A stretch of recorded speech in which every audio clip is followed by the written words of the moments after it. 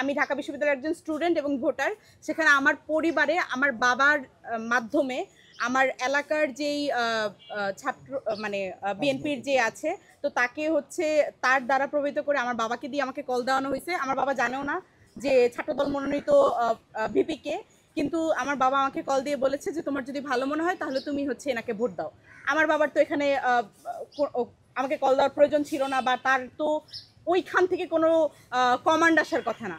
সুতরাং আমরা এখানে দেখতে পাচ্ছি যে বিভিন্ন এলাকার এই যে রাজনৈতিক দলের বিভিন্ন মেম্বারদের বা তাদের পদপ্রার্থীদের দিয়ে যে এই স্টুডেন্টদের উপর একটা পরোক্ষ এবং প্রত্যক্ষ চাপ সৃষ্টি করা হচ্ছে। তো এটা হচ্ছে নির্দিষ্ট কিছু রাজনৈতিক দল করে আসতেছে। আমরা এখনো তাদের প্রতি ওই আহ্বান জানাবো যে তারা যেন শিক্ষার্থীদের উপর ভরসা রাখে এবং শিক্ষার্থীদের ম্যান্ডেট নিয়েই যেন তারা ডাকসুতে ইলেকশন জয়ী হয়। নাইলে ওই যে বলবো যে ডাকসুর ওই প্রধান শাখা আমাদের ওই হয় নাজিরা বাজার অথবা স্টার কাবাবে নিয়ে দিতে হবে।